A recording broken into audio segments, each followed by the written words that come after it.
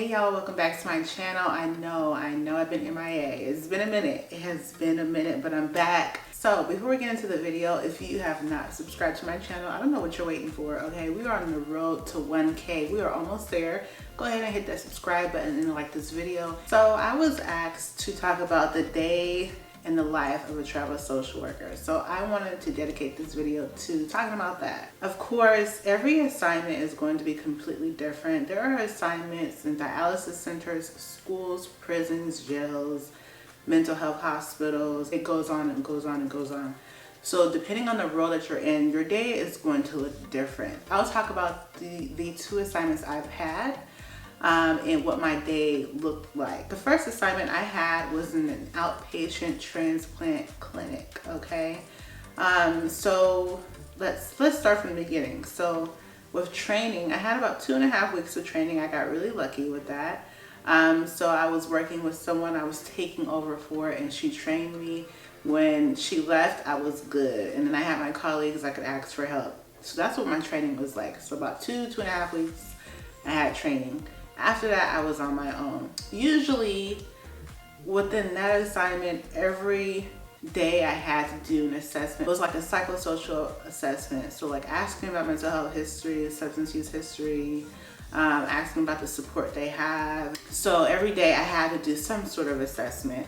Once a week we had a meeting so we could talk about the patients that we assessed and see if they actually are eligible to be on the transplant list. And then also there would be sometimes that I would meet with patients and help them with like social needs, right? So like help them with transportation, help them find mental health or substance use resources, help them find housing or food, you know, just any type of social need.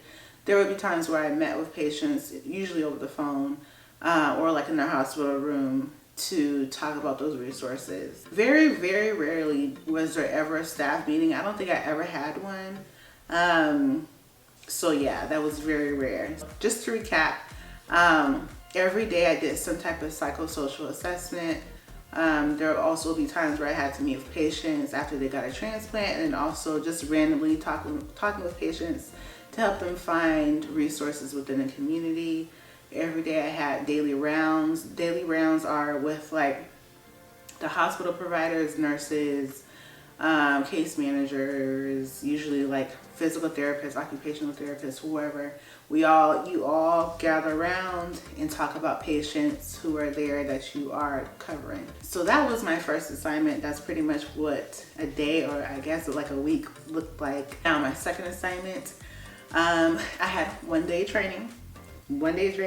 Second day, I was on my own, okay?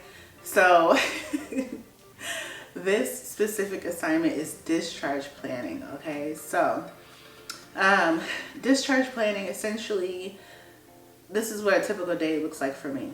I go in, we have our daily rounds. So again, what that is you have a meeting with the doctors, nurses, physical therapists, occupational therapists, whoever, and you all talk about the patients who are in-house, okay, and their needs and how they're doing.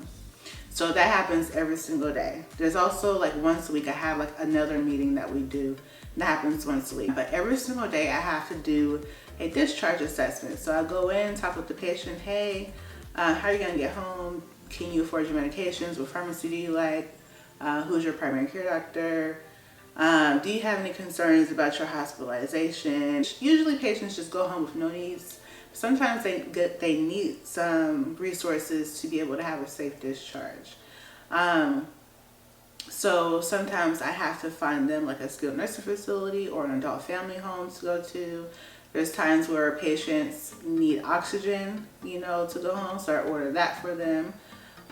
Whatever they need to have a safe discharge, that's what I help coordinate. I also do like social work assessments within the ER, outpatient surgery, and then labor and delivery as well. Typically those are like patients who come in with mental health needs, or even sometimes patients come to the ER for placement issues, like they need caregivers or adult family home, etc. So I help with that as well. Like I almost never ever do any type of like short-term counseling, like grief counseling or anything like that.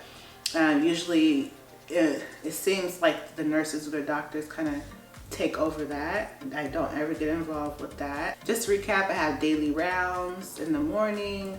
Every day I'm meeting with patients who are new and I do a discharge assessment.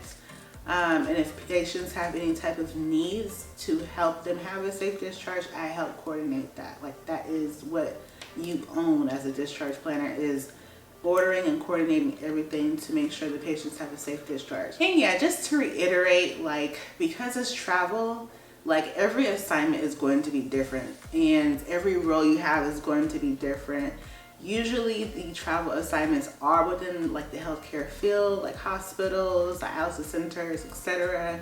But just depending on the hospital, depending on your role within the hospital, your day is going to look different. The type of training you get is going to be different. It just really varies, and that is a good thing. That's a beautiful thing, and kind of like a negative thing about travel. Like, you kind of don't really know what you're gonna get. Literally. So I hope this was helpful. If you have any questions, please leave them below in the comments. Like this video, share it with somebody who you think needs to hear about it, or hear or gain something from this video. And make sure you subscribe to my channel. We are almost at 1K. And again, thanks y'all for watching. I'll see y'all next time.